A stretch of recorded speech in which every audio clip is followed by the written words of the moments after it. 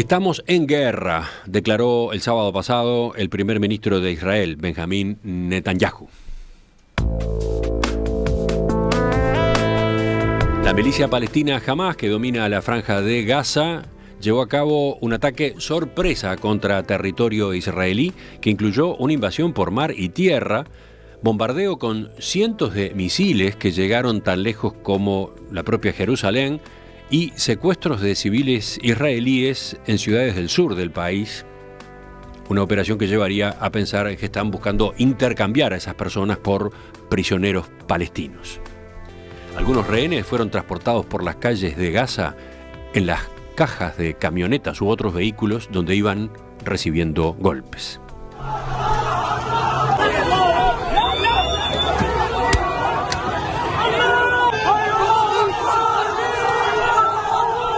La operación terrorista de Hamás y la respuesta militar furiosa del gobierno de Netanyahu dejaron hasta ahora 1.100 muertos entre ambos bandos. En Naciones Unidas, el Consejo de Seguridad llevó a cabo una sesión de emergencia, donde varios miembros condenaron a Hamás, pero no hubo una declaración de consenso, sobre todo debido a la postura de Rusia, que aspiraba a algo más amplio que el solo cuestionamiento a ese movimiento islamista. Esta región de Oriente Medio, que permanece siempre en equilibrio delicado, entró entonces otra vez en guerra, y una guerra especialmente sangrienta. Netanyahu ya advirtió que el enfrentamiento será largo y difícil. Les proponemos un primer encare a propósito de esta crisis. Estamos en línea con el capitán de navío retirado Ricardo Barbosa, licenciado en Relaciones Internacionales, docente universitario, a quien hemos escuchado ya en distintas ocasiones acá en Perspectiva y también en la Hora Global, en las tardes de Radio Mundo. Ricardo, buen día, gracias por acompañarnos. Buen día, Emiliano, gracias por tu llamado y muy buena mañana para todos tus escuchas. Lo primero, hay muchos temas, ¿no?, para ir recorriendo, vamos a tener que elegir, pero el primero, ¿cómo se explica esta acción del movimiento Hamás ahora, en este momento? Se explica porque toda acción militar lo que trata de generar es una situación política. Si nos vamos de vuelta a Clausewitz en su libro de la guerra, la política es la continuación, la guerra es la continuación de la política por otros medios. Entonces, lo que hay que ver es la acción militar, qué efectos políticos va a tener principalmente en los dos principales actores, que es Hamás y es el Estado de Israel. Sí, a ver, entonces... la gente no está obligada a saber todo lo que está sucediendo en el entorno.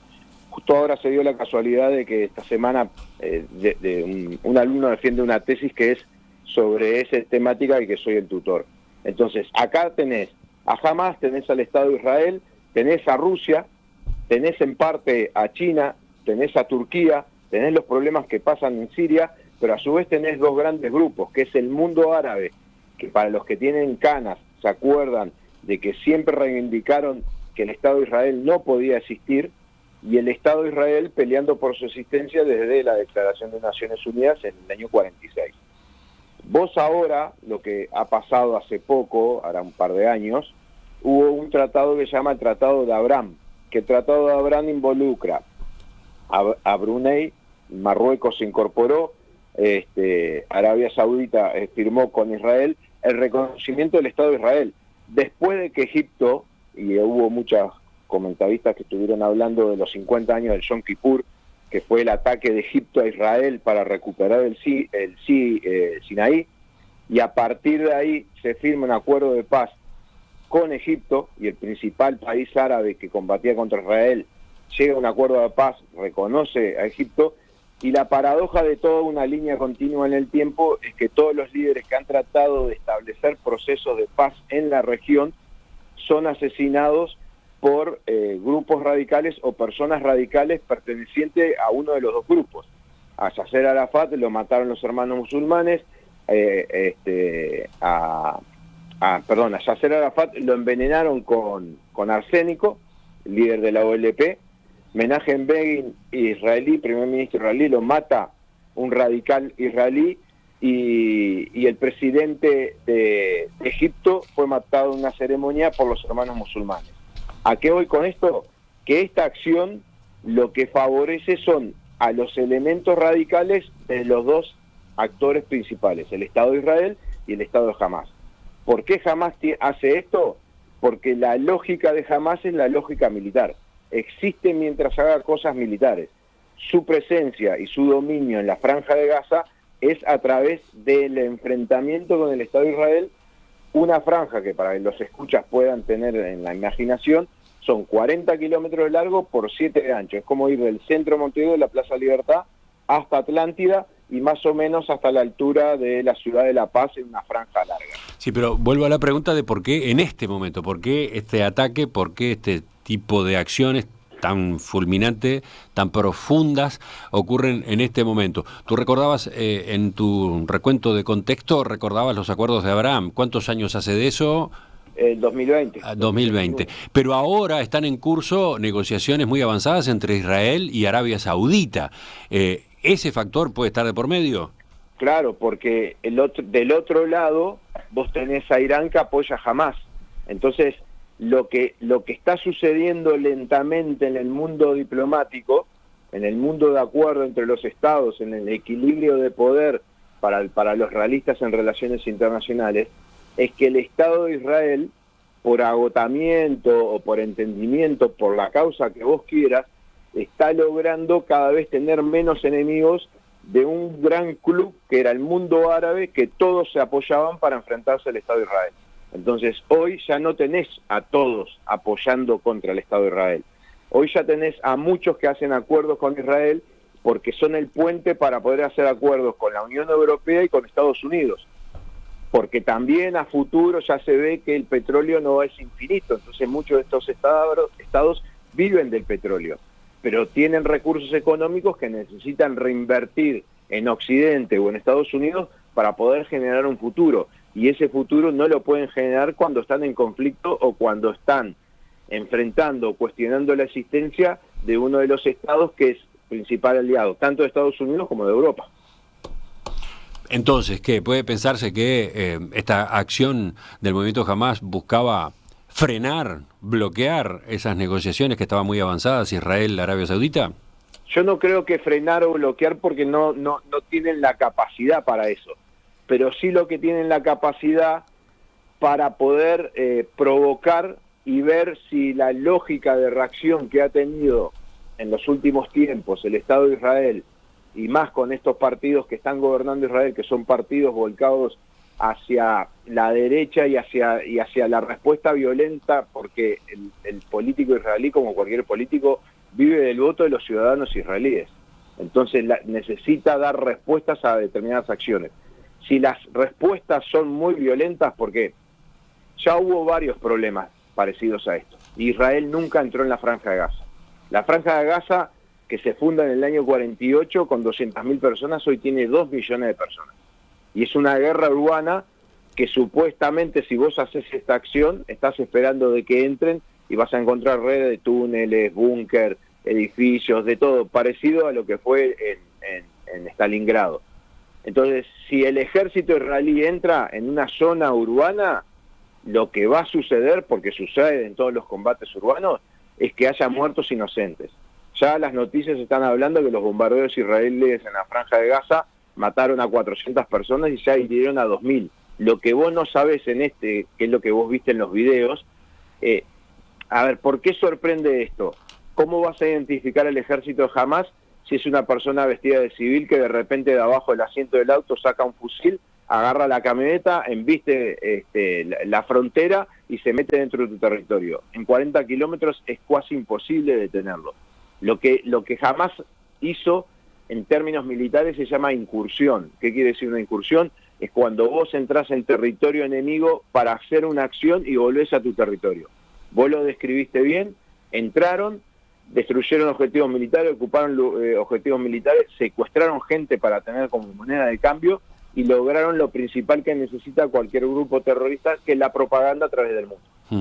Sí, pero ni siquiera todos volvieron a la Franja de Gaza, ¿no? Uno de los problemas que ha quedado planteado es que hay no se sabe cuántos ni exactamente dónde, hay todavía milicianos de Hamás dentro del territorio de Israel. Y esa es una parte de las acciones de combate que están desarrollando las Fuerzas Armadas de Israel en este momento, ¿no? El problema es que si vos fueras al libro de Choque de Civilizaciones de Huntington, vos tenés dos culturas totalmente diferentes. Una occidental, donde lo máximo para vos es la vida, y otra musulmana o árabe, donde la prioridad es servir a tu fe religiosa. Y servir a tu fe religiosa implica el martirio. Y el martirio es uno de los elementos principales de los grupos religiosos. Entonces, que hayan entrado al Estado de Israel y sigan dentro del Estado de Israel ocasionando todo el daño posible hasta que los maten es algo normal. La otra pregunta, Ricardo, es cómo Israel, con toda su tecnología, con el servicio de inteligencia de larga trayectoria y eficiencia que tiene, no vio venir esto. ¿Por qué lo sorprendió lo del sábado? En parte lo sorprendió y en parte no. Por ejemplo, en la parte naval, la Marina estaba en guardia, vamos a decir así, y cortó muchos intentos de entrar en botes Soyuz con gente o a través de la playa. Vos tenés un problema. En los conflictos vos vas aprendiendo. A golpes vas aprendiendo. Se ve en Ucrania, lo hicieron los rusos, lo hicieron los ucranianos. El movimiento Hamás, como Hezbollah, lleva años enfrentándose al Estado de Israel con toda su tecnología. Y cada vez que se enfrenta tiene lo que se llama ensayo y error. Hacen una medida, lo que les sale bien lo siguen, lo que fallan lo tratan de corregir.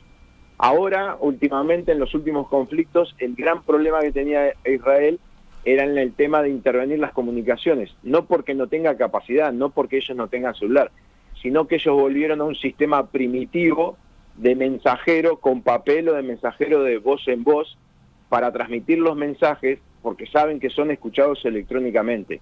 Y si vos tenés una franja de 40 kilómetros de largo por 7 de ancho, vos no le comunicás a todos.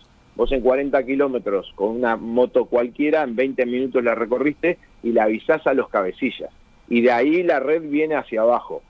Obviamente de que hubo una desatención, porque si no, no pasó lo que ha pasado, pero también hay una gran dificultad para vos poder identificar a quién es tu enemigo, porque vuelvo a decir, si vos mirás los videos que ocurren en África, es lo que se llaman las guerras de las Toyota. Vos tenés tu camionetita, en tu camionetita atrás tenés un fusil, tenés armamento, o tenés una moto, subís un amigo que viene con 2 fusiles y arrancan 50, 60 camionetas que los va juntando en el barrio, un bulldozer adelante, rompe el alambrado y se meten todos para adentro, y después tenés que frenar a 50 o 60 camionetas que ¿cómo las identificás?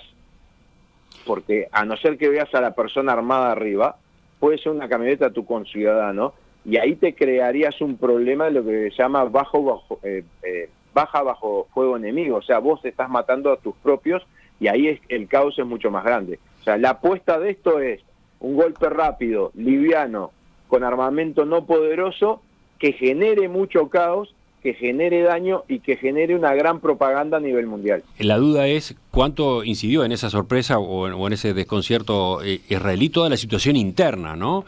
Todo lo que venía pasando en la política de Israel en los últimos meses, toda la controversia que había generado la línea del presidente Netanyahu, del primer ministro Netanyahu, con esas reformas dedicadas a incidir en el Supremo Tribunal de Justicia en cuanto a su capacidad para supervisar sus resoluciones y sus líneas de gobierno, ¿no? Eso llevó a que hubiera en la sociedad israelí una fractura, ¿no? Una polémica, un enfrentamiento muy intenso, pero además generó dentro del gobierno divisiones, ¿no? Yo veía declaraciones de un antiguo director general del Ministerio de Defensa de Israel, Dan Harel, diciendo en un acto prodemocrático: nunca he visto nuestra seguridad nacional en peor estado. En fin, ya se han producido daños en las unidades de reserva de formaciones esenciales de las fuerzas de defensa de Israel, lo que ha reducido la preparación y la capacidad operativa. Recordemos que hubo jerarcas militares renunciando, ¿no? Claro, a ver, el ejército de Israel, que conocemos los que tenemos canas de la guerra de Yom Kippur, de la guerra de los 6 días, de la guerra del 48, era un ejército israelí básicamente laico. ¿En qué sentido? No había muchos componentes religiosos. Hoy el ejército de hoy tiene muchos más componentes religiosos, más volcados hacia determinadas visiones u opiniones de lo que tiene que ser el Estado de Israel. No nos olvidemos que el Estado de Israel no tiene constitución, funciona por leyes del Parlamento. Y una de las leyes que, mencionando lo que vos estabas hablando, en referencia a lo que estabas hablando, planteaba la creación del Estado judío, no del Estado israelí. Porque si vos creás el Estado judío, los integrantes de ese Estado son los que profesan la religión judía. Si vos creás el Estado de Israel, son aquellos nacidos en el territorio de Israel. O sea que vos podés tener árabes no judíos que pertenezcan a ese Estado. Entonces, Israel tiene, vamos a decir, 3 opciones con el problema de Franja de Gaza. O la controla como si fuera un gueto, o le da derechos a los ciudadanos palestinos como integrantes del Estado de Israel, o ocupa todo y hace desaparecer la Franja de Gaza. Por toda esa lógica política que vos estás planteando, y para no extenderme, te podría dar un montón de ejemplos de actuales ministros que tiene el gobierno de Israel, que la campaña publicitaria para ganar las elecciones, las cosas que planteaban en términos bélicos u ofensivos, distan años luz de lo que sería un Estado democrático, que la esencia del Estado democrático es, a través de la diplomacia, buscar las soluciones para los problemas a través de consensos. Entonces, como siempre digo, para problemas sociales no podés aplicar soluciones militares, porque lo que vas a lograr es que el problema social se exacerbe y el problema militar se descontrole. Sí, no, mi pregunta apuntaba a saber, por ejemplo, esas divergencias que se dieron dentro de las Fuerzas Armadas con oficiales, con altos oficiales del ejército israelí manifestando su discrepancia con esa línea que impulsaba el gobierno de Netanyahu. ¿En qué medida no han terminado desarticulando o afectando las posibilidades de acción y sobre todo de eficiencia en su sector inteligencia, ¿no? No, eso no creo, porque funcionan como sectores aparte. Lo que las cúpulas, cuando se empiezan a vincular a nivel político, es lo que en la academia se dice la incomunicación de los vasos comunicantes. O sea, el líder político tiene que comunicarse con el líder militar. Cuando hay ese tipo de diferencias, normalmente termina renunciando el líder militar y el líder político sigue imponiendo, porque es el elegido por los ciudadanos. Entonces, hoy lo que se estaba hablando es que el ejército de Israel estaba más abocado al norte por los problemas que tiene en la frontera con Siria, en los Altos Golán, y había dejado un poco de lado el sur, porque si bien jamás seguía tirando, tira unos, no son misiles, son unos cohetes de fabricación casera, pero igual cuando caen hacen daño, y como que estaba controlado el problema. Esto obviamente, por supuesto que los tomó de sorpresa, como hace 50 años tenían aviso de lo de Yom Kippur, pero tuvieron la sorpresa. Se controló, básicamente ya está casi controlado, no ser esos elementos sueltos. Y la gran interrogante es qué va a pasar con una cosa que vos mencionaste, que son los rehenes, que son moneda de cambio. ¿Cómo se va a liberar a esas personas? Si es por negociación, generás un antecedente. Si vas a buscarlo, vas a destrucción, y lo más seguro los van a matar cuando los traten de conseguir, y no sabes si para la próxima no va a haber otra incursión en otro lado para otra vez la vuelta de rehenes. O sea, el problema de la Franja de Gaza es grande, porque aparte tenés el Estado de Irán que lo apoya económicamente, y tenés 2 millones de personas metidos en 40 kilómetros por 7 de ancho.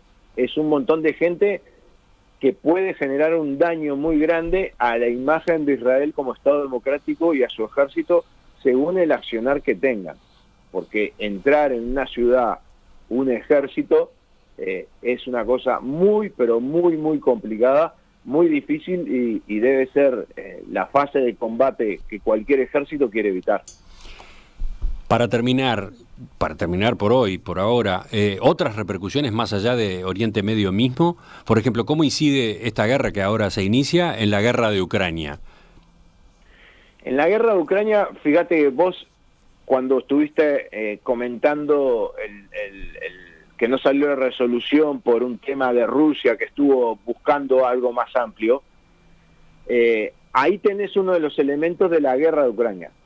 Rusia tiene ahora buen vínculo con Israel. Israel no le vende armas a Ucrania. Rusia, a su vez, frena cualquier intento de pasar de Siria al lado de Israel. Entonces, el equilibrio para mí se va a tratar de mantener entre Israel, Rusia, qué haga Israel, porque tampoco Rusia puede quedar en un apoyo muy abierto con Israel, porque a su vez hoy Rusia está recibiendo equipamiento de Irán, principal país que está apoyando a Hamás. O sea, en esa triangulación donde muchos se quieren y muchos se odian, va a tocar una música donde muchos van a salir a bailar y otros no. Pero, por ejemplo, Estados Unidos, que es el principal responsable de la ayuda militar a Ucrania, en equipamiento, en armas, en municiones, ahora pasa a respaldar en el mismo terreno, pasa a suministrar ese tipo de armamento a Israel, con el inconveniente agregado de toda esta situación interna en el Partido Republicano. No hay presidente de la Cámara de Representantes, lo destituyeron los propios republicanos, y lo que está de por medio, entre otras cosas, es el gasto, ¿no? Y en particular el gasto de Estados Unidos en el apoyo a Ucrania. Entonces, ¿en qué medida se puede debilitar la posición de Ucrania enfrentando a Rusia por este motivo? No creo que se debilite, aparte Estados Unidos. A ver, esto es un problema de guerra de guerrillas. La venta de equipamiento es poco y nada, y Israel se autoabastece. Estados Unidos hizo lo que tiene que hacer como gran potencia, y como potencia en la región. Le avisó a todos de que nadie pensara incorporarse en una acción bélica contra el Estado de Israel, llamando el aviso. Tiene capacidad. Estados Unidos, dentro de su línea estratégica desde la guerra de Corea para acá, con Truman, cuando vio el problema que tuvo en la guerra de Corea, se planteó que Estados Unidos tiene que tener la capacidad de estar en dos guerras al mismo tiempo sin ayuda de nadie. Hoy no está metido en ninguna. O sea, tiene capacidad para abastecer a Ucrania y abastecer a Israel sin ningún problema. Pero el rol principal de Estados Unidos en Medio Oriente es el rol de potencia. Y como rol de potencia ya dijo que nadie se meta en ese conflicto y nadie lo agrande, porque ahí intervengo yo. No tiene que intervenir militarmente, pueden intervenir económicamente, pero ya dio el aviso. Y Ucrania lo va a seguir abasteciendo porque es un gran negocio.